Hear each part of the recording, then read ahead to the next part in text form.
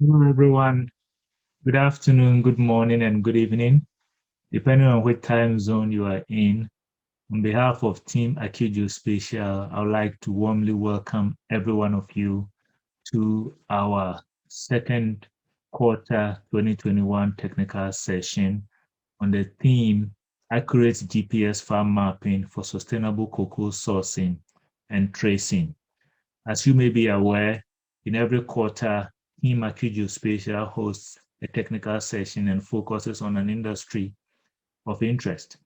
And for those of you who were able to join us earlier in the year, far back in March, we did focus on how to use geospatial tools in the M&E sectors across industry. It was a great success, and we are glad to have you again.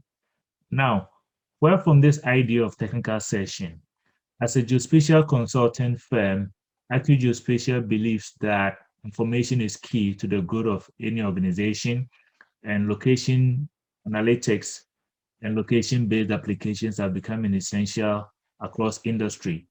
It doesn't matter which organization or industry you belong to, but it's key to our success and also streamlining a lot of processes and then procedures. And so we found this interesting to always bring regulators, industry players, academia to speak to certain issues so that we can all get abreast with it and then share knowledge. Now, today we are privileged to have two persons speak to us, and we're excited to have one person from the regulator side, I mean the Ghana Cocoa Board, and then also somebody from the side of the business part of cocoa. From the Ghana Cocoa Board, we're having Mr. Farouk Nyame speak with us. Farouk, up until 2020, was the technical manager for cartography at the Ghana Cocoa Board, Cocoa Health and Extension Division. Since 2020, he has been elevated, or he's now the deputy director for cocoa productivity enhancement programs, and we're excited to have him. I must say, however, that fortunately for the cocoa industry and unfortunately for us, he had to attend to an emergency in Tafo and so could not join us this morning, but he had delegated one of his very great guys, Mr. Frank Ampoma, to stand in his stead and then share his thoughts with us this morning. We're grateful to have Mr. Frank Ampoma speak with us.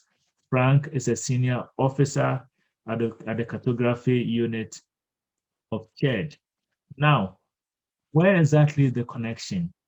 Since 2018, AccuGeospatial has been involved in the mapping of cocoa plots, and we have had a lot of exciting moments and then sometimes some challenging moments. We believe that having a forum like this to discuss some of them would help all of us be well informed and know what is happening. We've mapped over 60,000 cocoa plots, like I said, belonging to more than 35,000 cocoa farmers with some of our partners in the LBC sector. I'm connected to cocoa. You are connected. In fact, cocoa is a key part of Ghana's economy.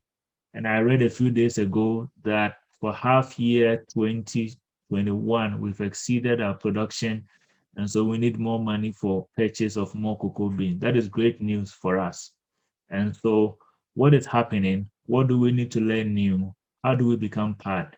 Your connection may just be a bar of chocolate that you buy, or it may be a real business. For me, as an individual, my connection started way back from my father, who right from his working life started in the cocoa industry with the then Mess Cadbury and Fry far back in 1951 up until he passed on.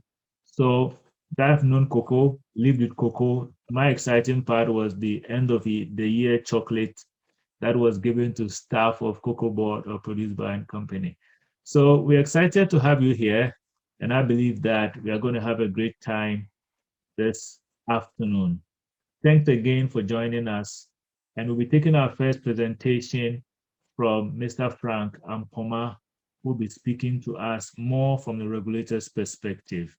In the course of this presentation, if you have any questions, you can type them in the Q&A or chat box, and then we would address that one and any other question that will come up again during the presentation by the second speaker. Thank you so much. And we do hope that you stay with us to the end and enjoy the virtual session. Thank you so much.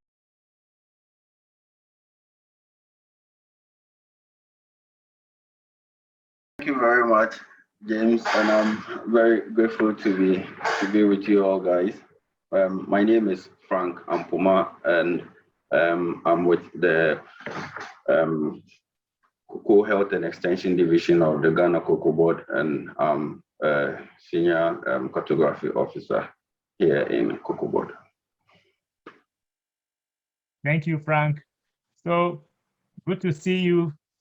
Thank you, everyone, again, those who joined us a while ago. So Mr. Ampoma will straight away move into his presentation as the first speaker. Go ahead, Mr. Ampoma. You may share your screen, and then we are all yours. Thank you.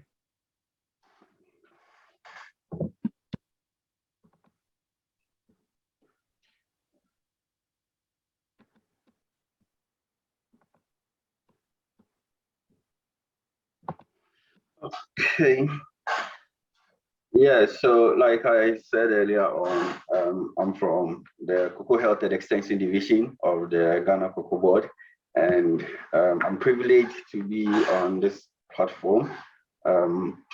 Personally, I've known James for a while when he decided to leave us and go somewhere else. So we are speaking on GPS and what he has helped us to achieve here in Cocoa Board. In fact, Cocoa Board is very much aware of deforestation and its immense effect on global warming and all that, coupled with all these child labor and all. So one of the most important things for Cocoa Board is to actually map all our farms and all our farms with GPS, so we can have special attributes, and so we can actually trace the sources of every bean that we churn out there. So right from like 2006, 2007, thereabout, we decided to move from the very old chain and compass survey to GPS survey, which is more realistic and more accurate. Now, we basically, from the division in which I am, we do measure our farms to get the areas so that we can distribute our inputs like fertilizer, like chemicals for spraying insecticides and all that. So we do use GPS a lot.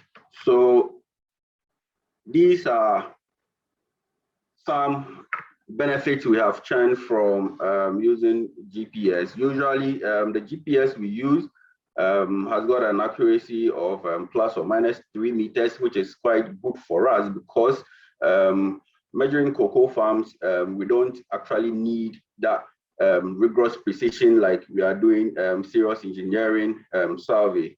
So we use handheld GPS, precisely the Trimble 3D, which I'll be showing you in a while. So we measure these farms, then we get areas from all these farms, which enables us to do our distribution of our chemicals. Now, our cocoa areas are grouped into, in fact, in Ghana, we have 7 cocoa regions. We don't grow cocoa in every region in Ghana. So there are 7 cocoa regions, and these regions are further subdivided into districts, and these districts are divided into operational areas. So it is within these operational areas that we have got the communities that has actually got this cocoa farm. So we've got extension agents, we've got technical assistants in these communities, and these extension agents actually know every farmer and his farm. So that is where the measurement starts with. And these CAs are trained to be able to collect the polygons or the data we require and map it with the attributes of the farmer. So basically, we are not only measuring we are not only collecting the data, but we are actually collecting biodata of the farmers. So we know every farm and its farmer, because of course, a single farmer can have multiple farms. So we collect data on both the farm and the farmers. We do our distribution, like I said earlier on, per the area. So for instance, during our seed distribution, we share these seeds according to your land size. So standard wise, we give 1,100 seedlings per every hectare, and all this is done by the use of the GPS. We use this GPS to collate all this data into a database. Then we can have a bulk total area of the farm sizes and the number of farms, which goes a long way to help us do our distribution. Now, since we are not working alone and we want transparency, this GPS we use allows us to design a data dictionary or forms that enables us to collect farmer biodata attached to the polygons. And these forms, we put in consideration all stakeholders, for instance, the LBCs, for instance, the cocoa marketing people, the researchers. So all these people bring their questionnaires to us, then we consolidate them into these forms. Then we create a data dictionary, which we load onto this GPS. So as soon as you finish measuring your polygon, you can't continue until you fill out these forms. And these are screenshots of the questions we ask these farmers to enable us get a holistic geodatabase for all analysis we want. So this is how the GPS looks like. Now, before we go out to the farm, various farms to do the mapping, we have these extension agents who will actually tell the farmers or announce to the farmers the purpose of our measurement. We do measurement or survey as per the activities we want to run. So for instance, if you want to do seed distribution, there is a data dictionary for it. If you want to do fertilizer distribution, there's a data dictionary for it. So these extension agents or community agents who knows the farms and the farmers go out there, announce to the farmers, explain to them the purpose of the measurement. Then we set a date, then they come out in their numbers. We go to these farms with these farmers with our GPS. And mind you, we have our data dictionaries are designed in such a way that it is as per the activity we want to use it for. So if you are using it for probably fertilizer distribution, we load these data dictionaries, then we go to the farm, then the farmer will show you the boundary, then you traverse around the boundary, then you add the farmer's biodata like the colleague is doing on the screen now. He has finished traversing the polygon, so he's actually inputting the farmer database or filling the forms I screenshot earlier on. So after all said and done, we transfer this data onto a bigger platform, and the softwares we use on the devices has got a seamless transition right from our data collector onto our desktops or our laptops. So, you know, by kind courtesy of Esri, we've been using the AccuMap for some time now, and on the mobile devices or the data collectors, we use the AccuPad. So we actually use this AccuPad to collect the data and its attributes. Then we transfer them onto the AccuMap on our desktop.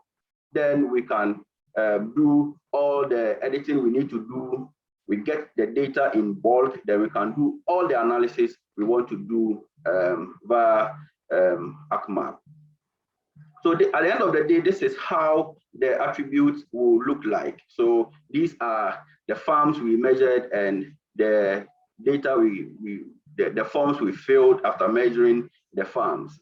Going forward, we would want to use remote sensing to actually enhance our work. But since right now management is burdened with a lot of productivity enhancement activities, we are holding on a bit. We are not actually using remote sensing now.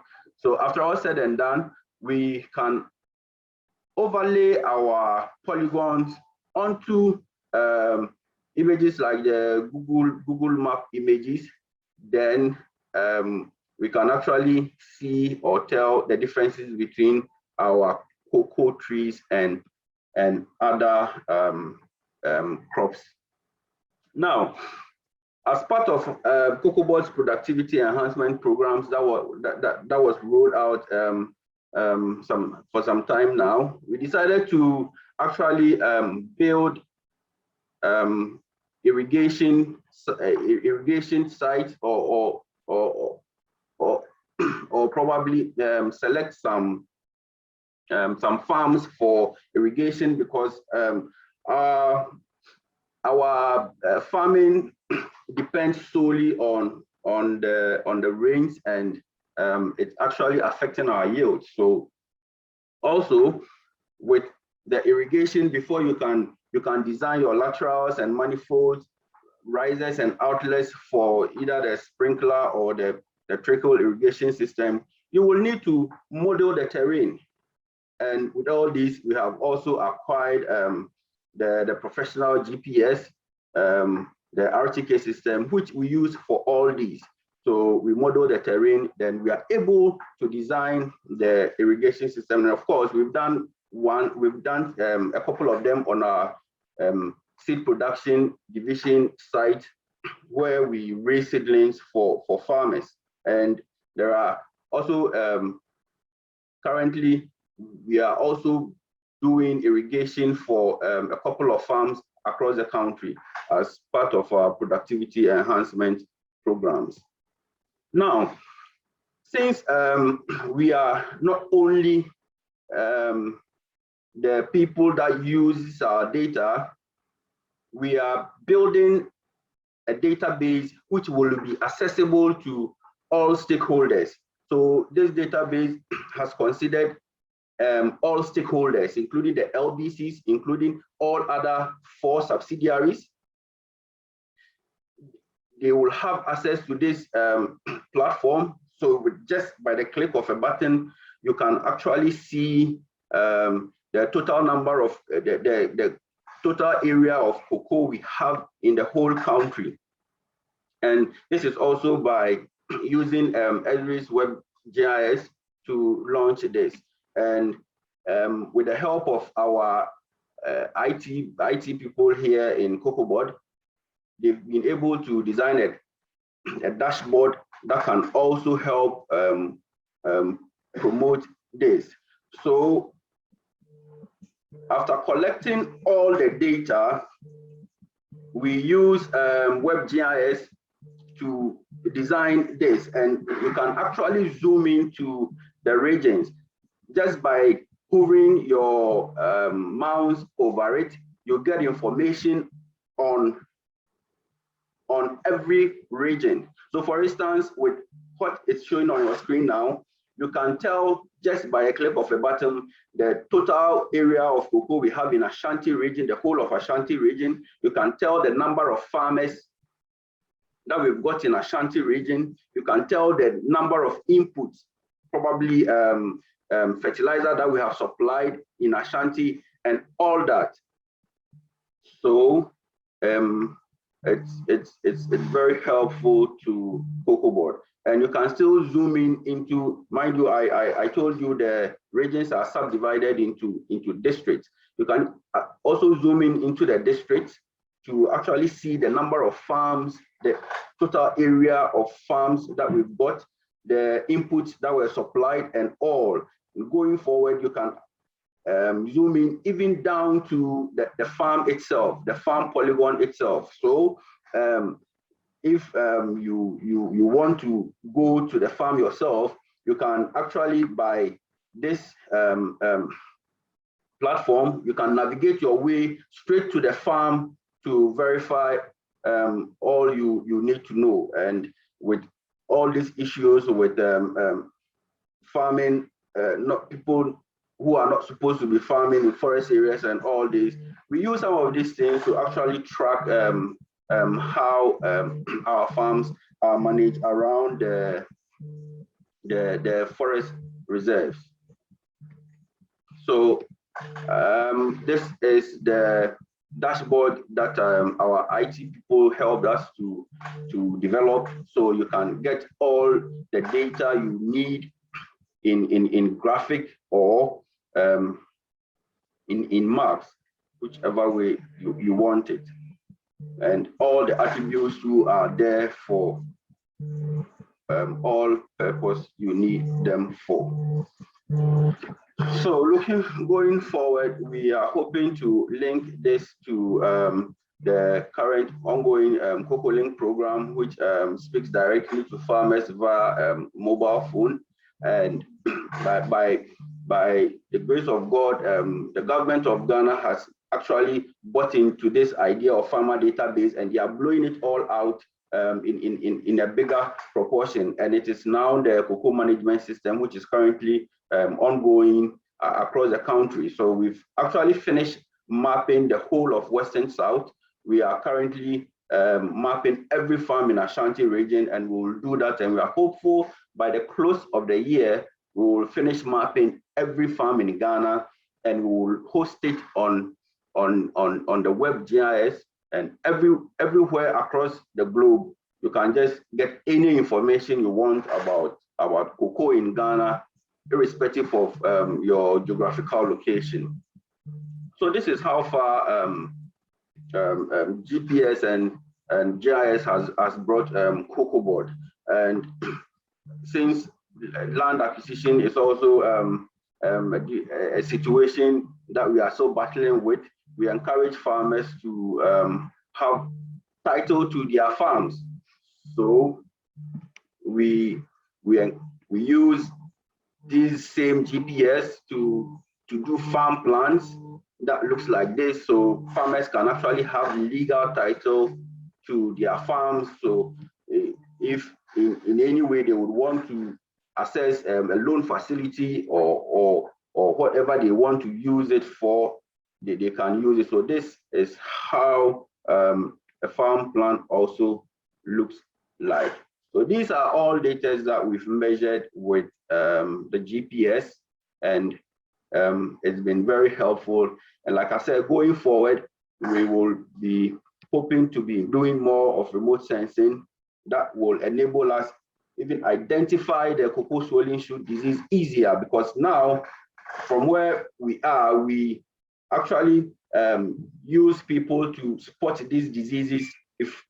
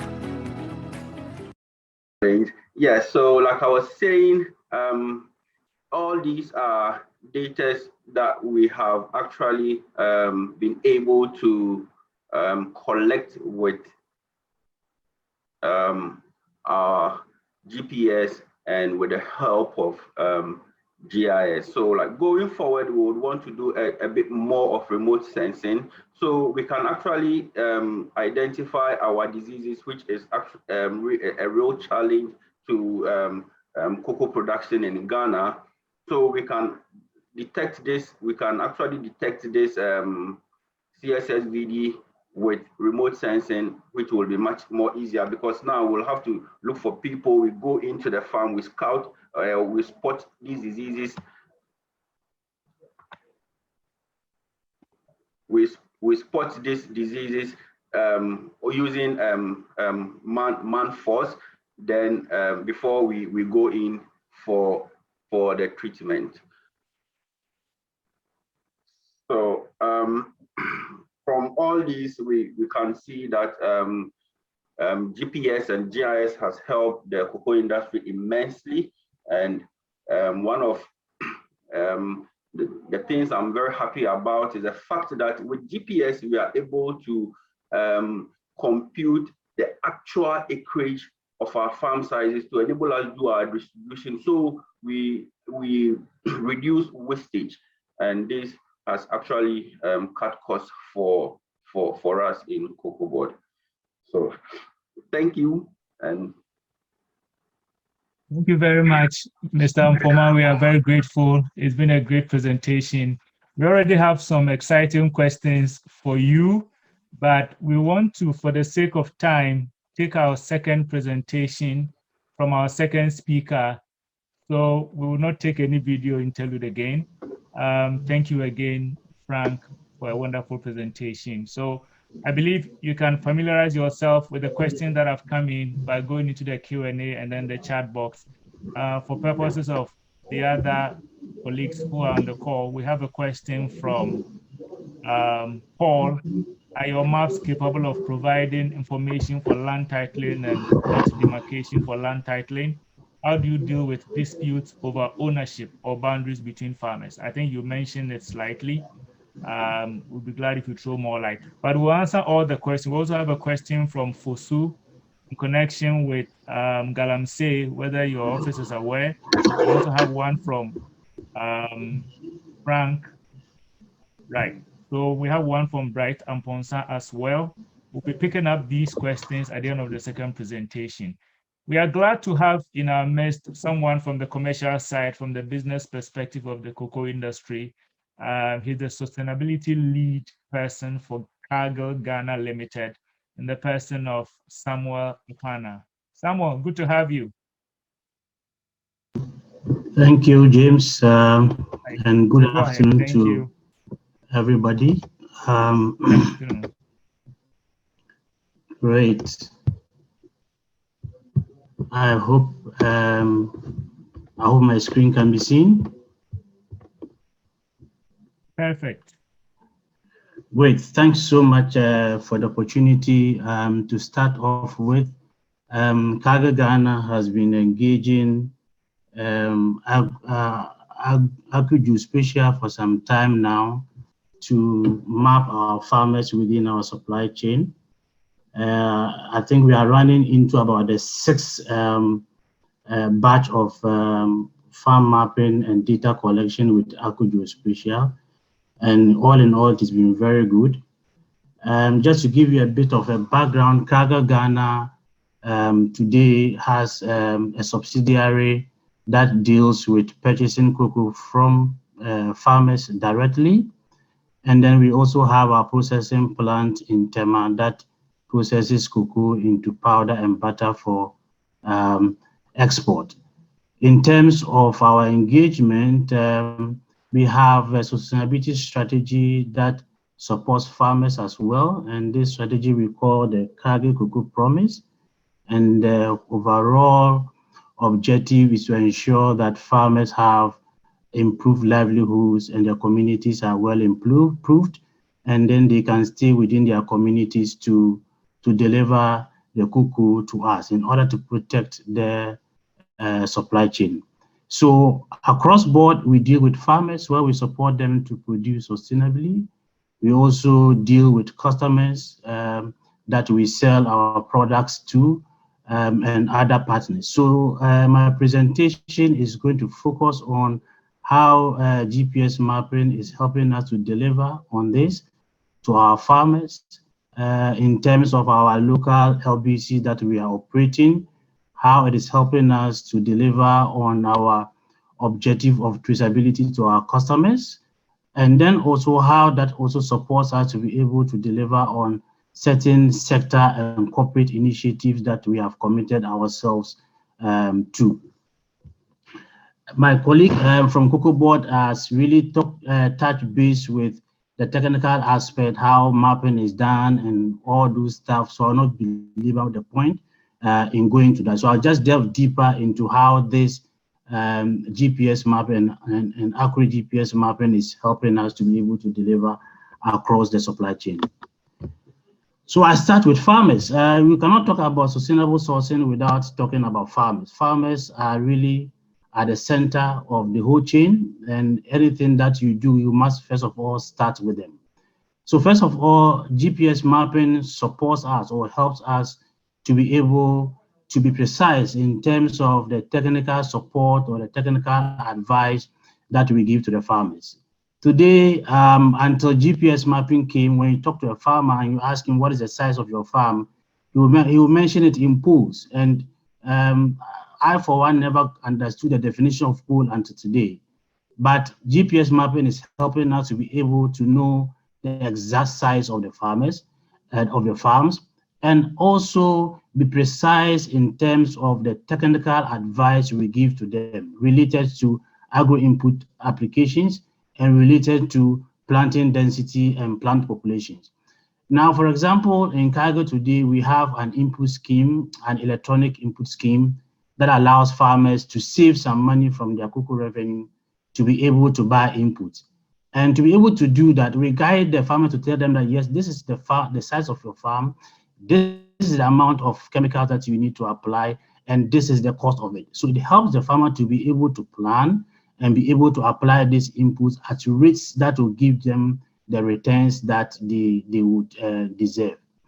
Of course, when farmers apply inputs very well, it leads to efficiency. You cut down a lot of waste, and the farmer is able to cut down the cost of his production, and thereby result in the maximization of the farmer's income and profits to that extent, and help him to improve on his livelihood, which is our overall goal.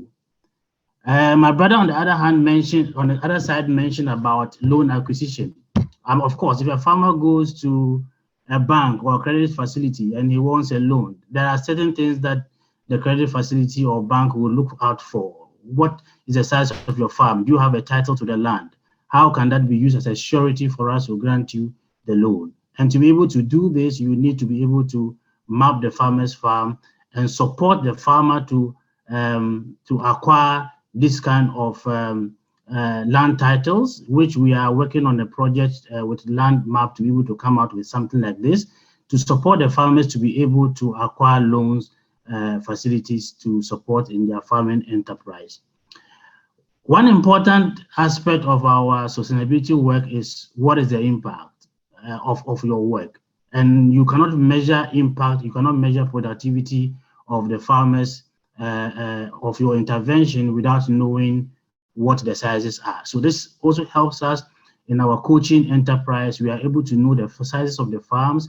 We are able to measure the productivity as that comes as a result of our intervention. And we are able to measure the productivity over time. And where there are declines, we are able to delve deeper to understand what is the cause and support the farmers to be able to address those ones and bring their productivity to a higher level. Now, let me come to our local LBC, the local sourcing unit of Cargill. Like I said, we have an e-money digital LBC operating in Ghana today, where we basically use digital tools. We don't use cash, we pay e-money to these farmers our purchasing system is computerized, and that helps the farmer to be able to have value for his cocoa. So how does it help us? One is the fact that you are able to determine the accurate yields of the farmer. Knowing the size of the farm is one of a giant step in trying to be able to forecast and understand how much the farmer can produce. Taking the annual average into annual Ghana average into consideration, you are able to do that. And for companies that are into certification, one of the key requirements is that you should be able to have a credible means of determining your yield estimate. And how do you do that? One of the assured means is to be able to have the accurate farm size of your farm to be able to be able to determine the yields of the farmer.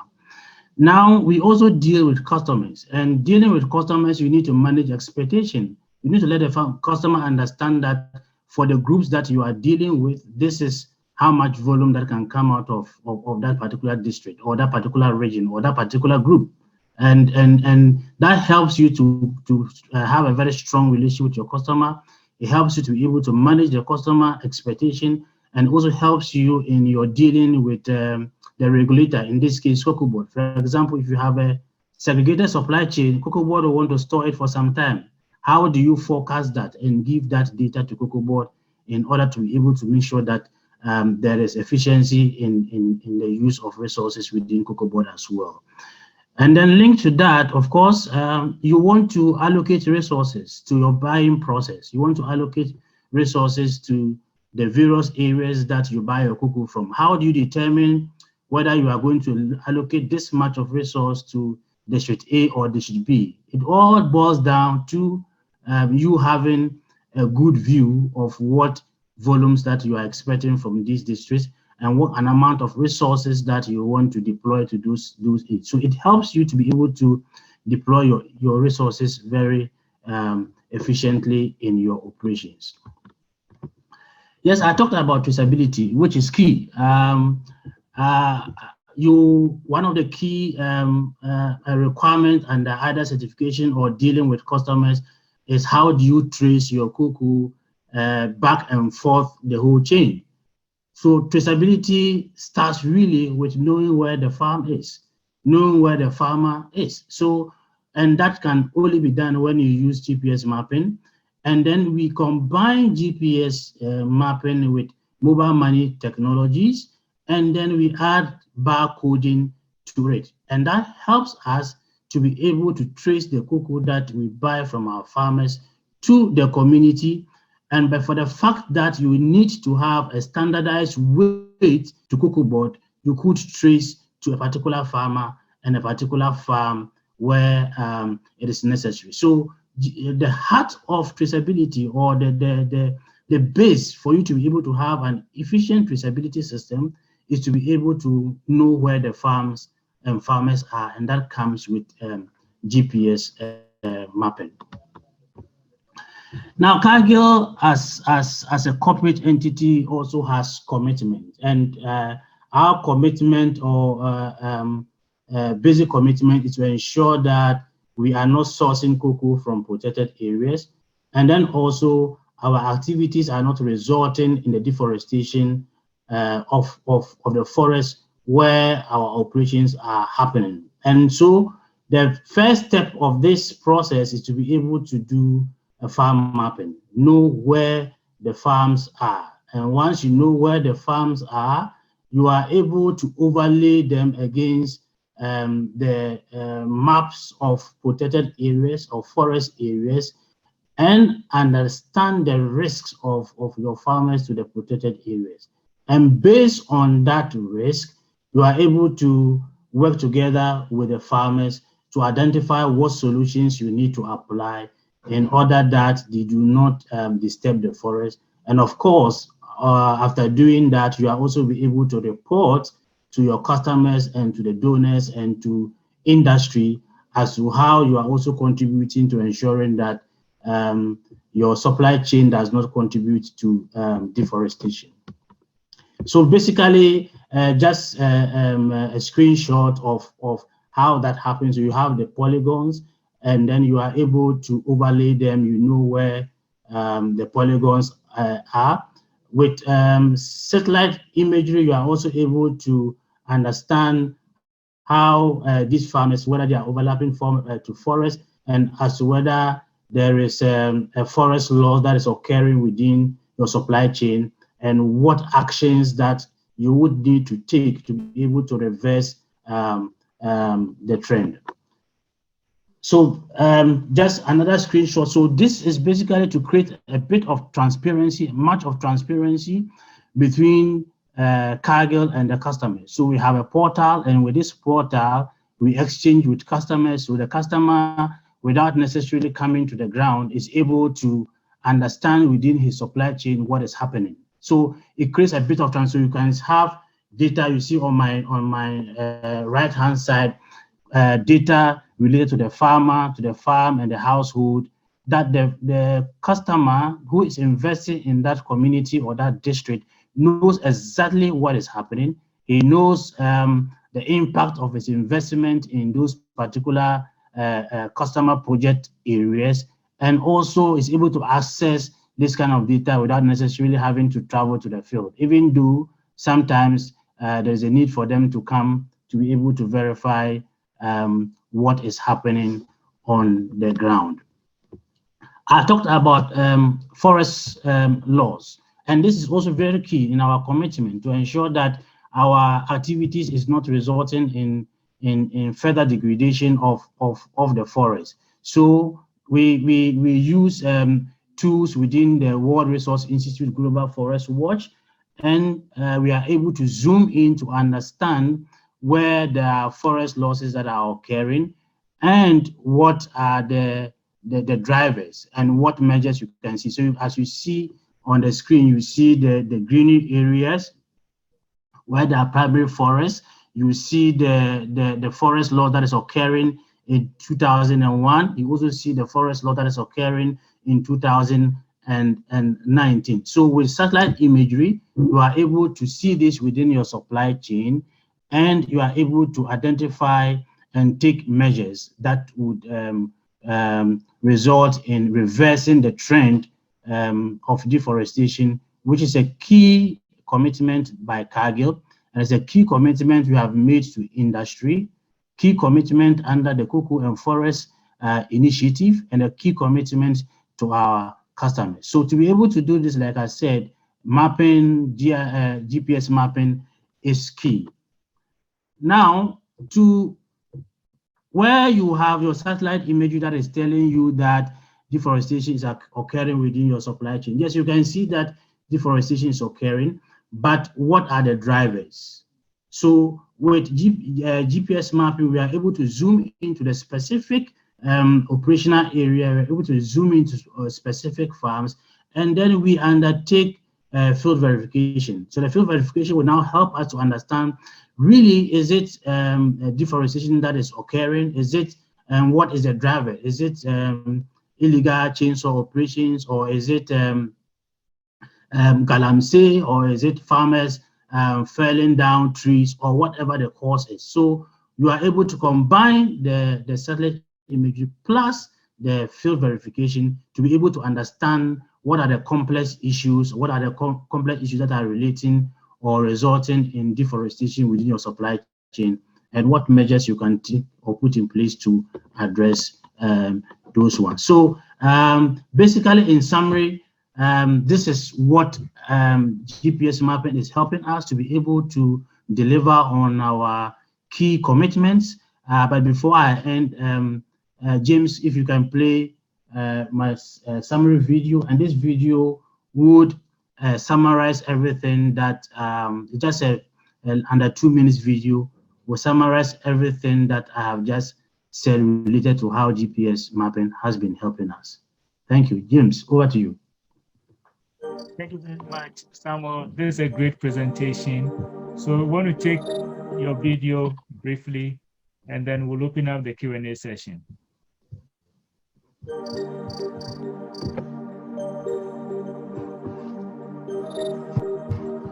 Information is the gateway to a more sustainable cocoa and chocolate supply chain.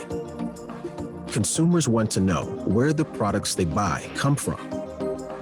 At Cargill Cocoa and Chocolate, we are connecting the dots, using cutting-edge technology to trace the journey of cocoa, from its beginnings on the ground to how it travels across the supply chain.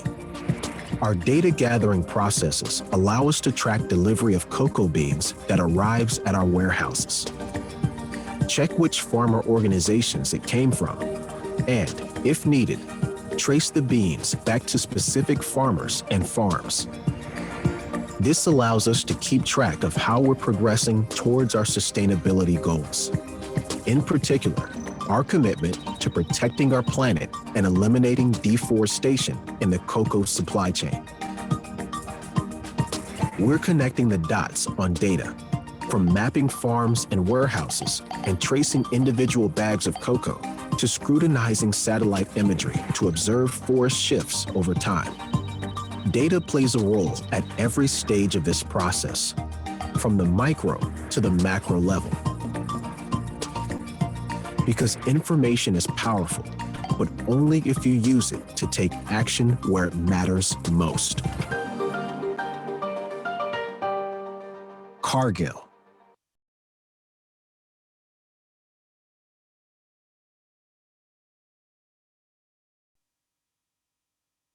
I like the final part. This information is very useful when you use it where it matters most.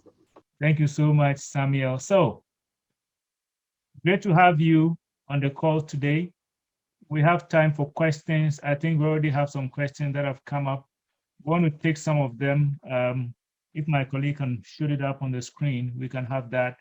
And then after, if you have other questions, we would open up your mic. You put out your hand, your mic will be unmuted for you to ask your question. So let's go over quickly to the questions that we have so far. We got a question from Paul. Right, so there you go on the screen. Are your maps capable of providing info for land titling and plot demarcation for land titling? How do you deal with disputes over ownership or boundaries between farmers? I think Frank can help with this. I'm also going to add the second one. I think that is also can be directed to Cocoa Board. Are we aware of negative impact of galamsey activities on cocoa farms? Please, has your office been able to capture areas of cocoa farms destroyed by galamsey activities? Sam also commented on this in passing, so we'll also give him an opportunity to respond to that. Frank, would you want to attempt this? Okay. Thank you. All right. Thank you, James. So with the very first question, are your maps capable of providing info for titling and demarcation for land titling? You know, like I said earlier on, the accuracy we need for our farm measurement doesn't meet the accuracy for land titling by the Lands Commission of Ghana. If you would want to do title deeds on your land, then you will have to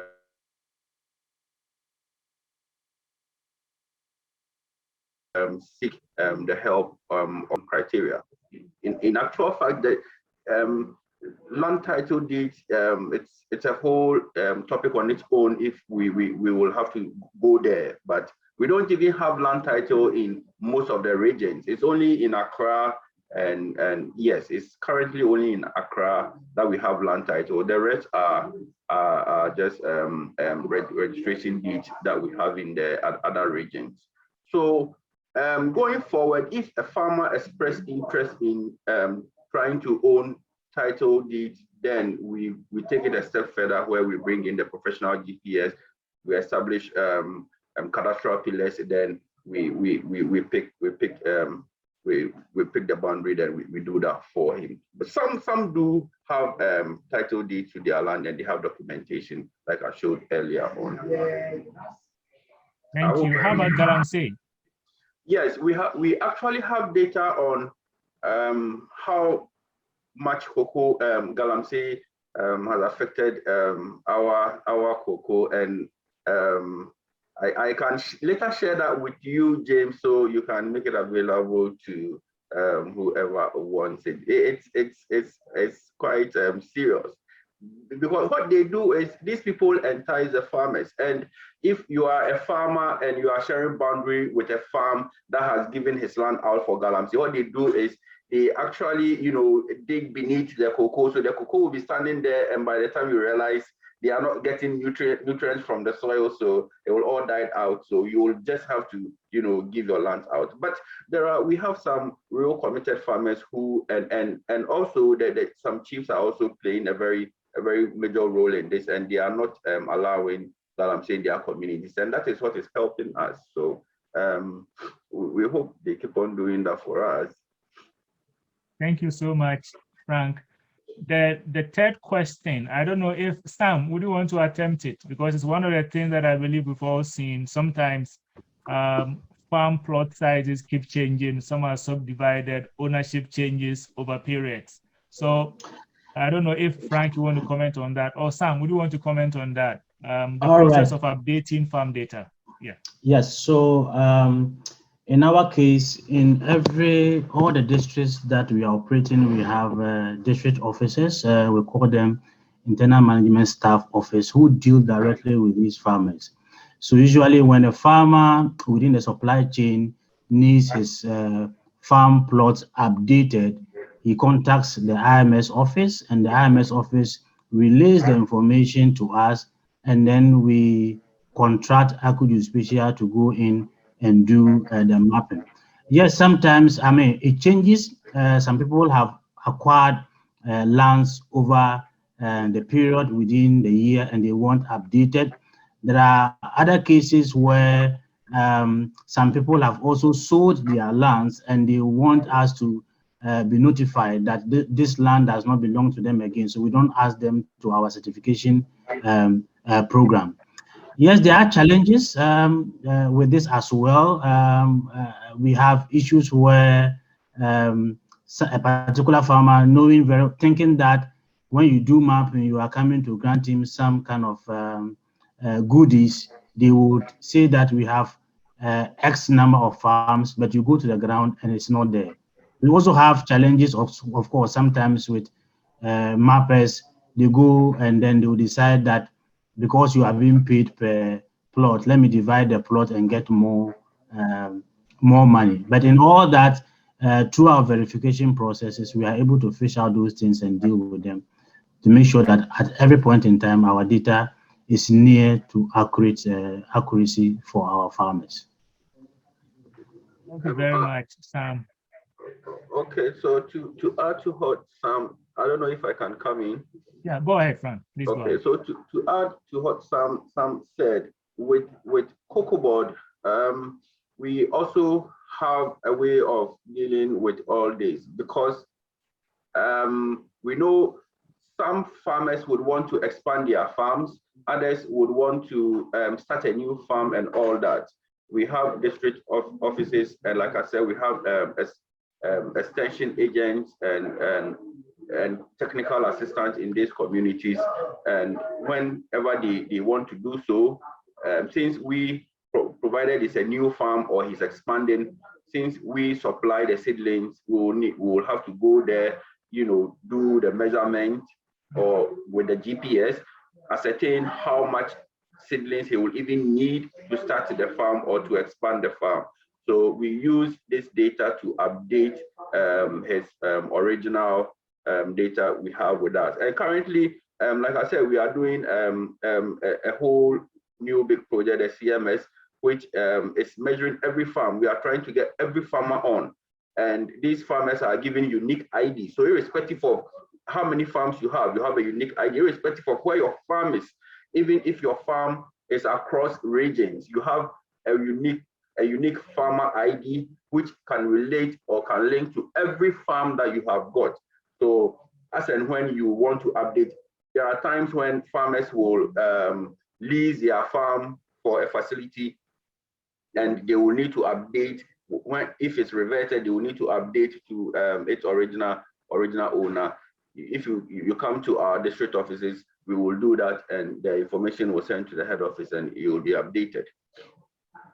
Thank you, Frank. So a quick one, Frank. Nicholas asked the question. Now we realize that Cocoa Board is mapping for the purposes of input and then management of the entire system. Some LBCs are also mapping for their own personal purposes. Of course, they add a little bit more in terms of mobile money payment, forecasting, and all that. Now, his question is, do stakeholders in the cocoa industry have access to this database, especially the private sector partners that support the Ghana Cocoa Board or the cocoa sector? Do they have access to this database you are talking about? Of course, it is available, but currently it is as and how you would need it. You will have to come to ask for it. But as it stands, if we are all said and done with the cocoa management systems, it will be available. It will be hosted online, so everybody can have access to it wherever you are, as per the level of security you have on the data. Thank you, Frank. I think for the sake of our time, it's already 1 hour. Just a quick one. I think there was some comment, I will put it something for you to note from Frank Brimpong that said that, please, is Cocoa Board true with cocoa farm mapping or the database in Ashanti region? If yes, then last year, I believe 2020, majority of farmers in Ahafuano South East District could not get fertilizers distributed by the government. So maybe you can note this and then follow up. I'm sure it's connected to you mentioning that Cocoa Board does the mapping so they can be able to know how much input is required across. So you can do that. Okay, James, to add to that, currently we are in Ashanti region trying to finish the map. We are not done in Ashanti region. We are still in Ashanti region doing the mapping, and we are mapping till probably the end of July before we leave Ashanti region. So we are making sure every farm is captured, and even after that, we will be going to do a mop-up to actually capture absentee farmers too. Thank you so much. I think for the purpose of forecasting, Mr. Apana mentioned it, and then Cocoa Board also does that. I do hope we've captured every question. I think there was another question on the lines of cost management and database administration. How is the error margin catered for? Because we know errors propagate in survey, and using an instrument with error margin of plus and minus 3 meters, in fact, as I see, is very much. So that is the comment from Bright Ampons. I don't know, Richmond, would you want to comment on that? Or Frank can also pick it up in terms of accuracy levels, plus or minus 3 meters. I think Frank mentioned that for cocoa farms, we are not doing titling. And so boundaries plus or minus 3 meters are set. But Rich, over. Right. So thank you, James, and then the other colleagues on the panelist. So as Frank indicated, for cocoa farms, and most of these farms are in the rural areas, so an accuracy of plus or minus, it's in a way considered. Plus or minus 3, it's wouldn't create much of a problem for farm mapping. That is why we are not considering titling for these farm plots. So I think that plus or minus, it's in an allowable error margin for cocoa mapping or farm mapping.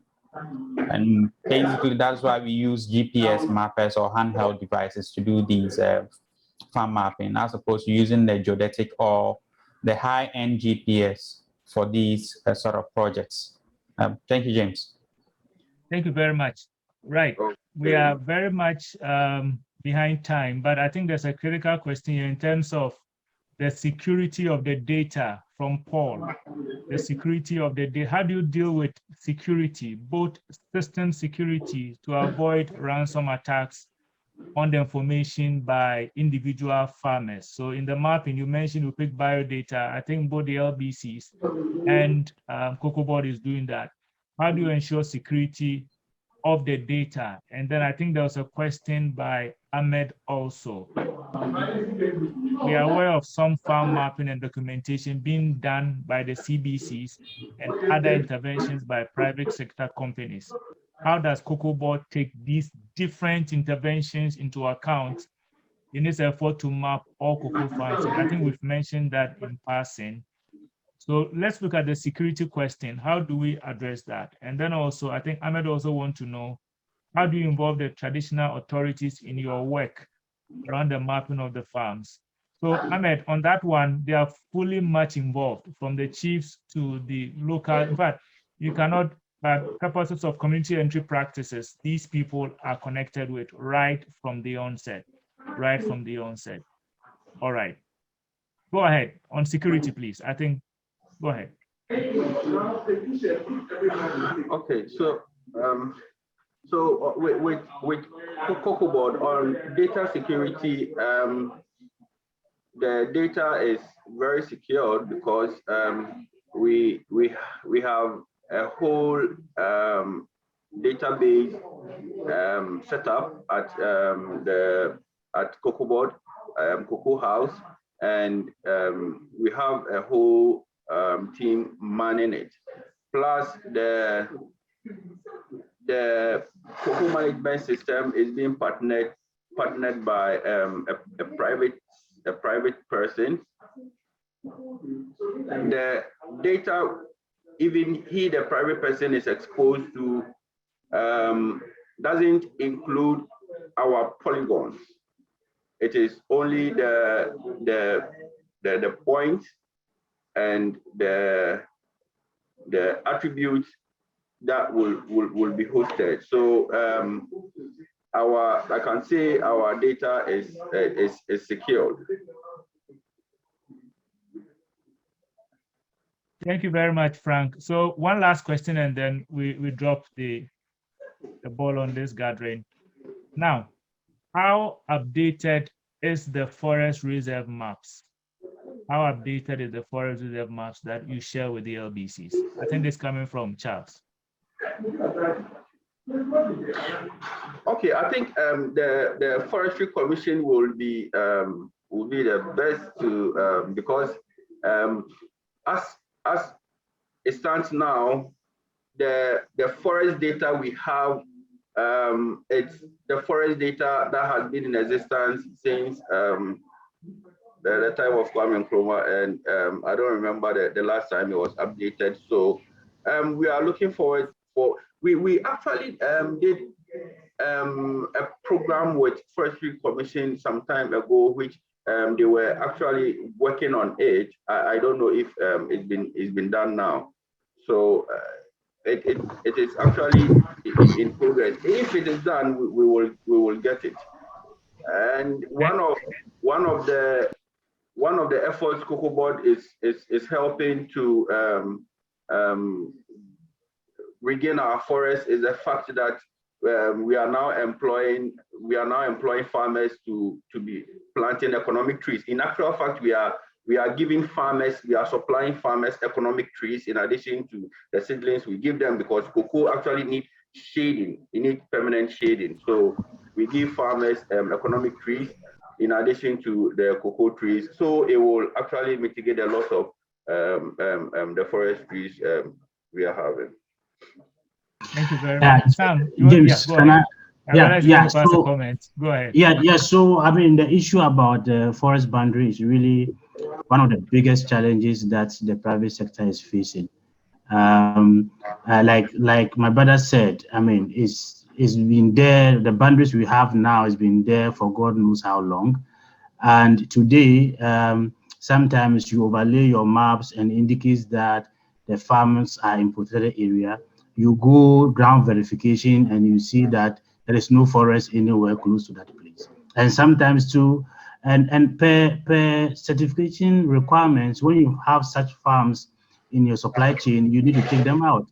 So you go to the farmer and tell the farmer that, I've seen that your farm is in a protected area, because there is no farm, there's no forest here. You say my farm is in a protected area, and it's been farming there for a very long time, and he could be an admitted farm, which has not, because there's no update, so it's still captured as a plot in protected area. So it's one of our biggest challenge, and we've been working as an industry through the Cocoa and Forest Initiative program to work with Forestry Commission and their resource management unit to make sure that these boundaries are updated. It is long overdue, but I think work is in progress, and we can be sure that it will be done very soon. Thank you very much, Sam. We are rounding up. We'll be out of here in 5 minutes. I have a personal question. We've been talking about the business, talking about cocoa board, GPS, farm mapping. I think we've left out the farmer. Now, when we have mapped the farms, one, how do we communicate to, in most cases, some of our farmers are illiterate. How do we let them know the size of their farm? How do we interact with them to assure them that this is the size of your farm, this is the information we have gathered? How are the farmers involved in this GPS farm mapping exercise? Apart from taking us around the boundary, how do they appreciate the sizes of their plots? From our end, like you rightly said, from day one, we engage the farmer. We don't go to map a particular farm without engaging the farmer. So the farmer is involved. Most of the time, you go there or you engage the farmer and he'll mention in pool. Sometimes he tries to mention in hectares, but mention a very big number. You go around the farm and you tell the farmer that this is the size of the farm, and he disputes it. But by and large, as we continue to educate them, and as the yields continue to come and we compare with national averages, they are able to come to terms with the fact that with the GPS mapping, it gives us a more accurate farm size. The other thing we do is that within our buying centers, we have some lead farmers, we have our buyers. So after mapping, we print every farmer and his farm size, and we hand it over to the lead farmer and then to the buyer. So when the farmer comes, he tells you that during the mapping, this was the size of your farm that that was discovered. And based on this, and then based on theoretical yield estimate calculation, this is the volume that we are expecting from your farm. If you do anything extra and the volume comes, yes, we will investigate. But the lead farmers and the buyers also try to engage them to, in their local terms, explain it better for them to be able to appreciate the work that we do. Thank you very much, Sam. You will agree with me that this has been a very informative and exciting session. We are very grateful to our panelist, Mr. Frank Ampoma, who stood in for Mr. Farouk Kwansanyame. Thank you so much, Frank. We also thank you, Mr. Samuel Apana, for that exciting presentation. You've well informed us. I believe our audience are excited. Most of the questions have been answered, and there's a kind request to share your email with some of the participants because they want to interact more and then get more information. So we'll be doing that accordingly. Thank you so much, our participants who joined us. We had about 52 persons joining us for this event. We are grateful for your time. We're going to have another 10-card session in Q3, where we'll be focusing on either the utilities section or the real estate industry. So take note, we'll be on your call again. Have a good day. God bless us all. Take care and stay safe. Bye-bye. Bye-bye. Thanks so much. Thank you.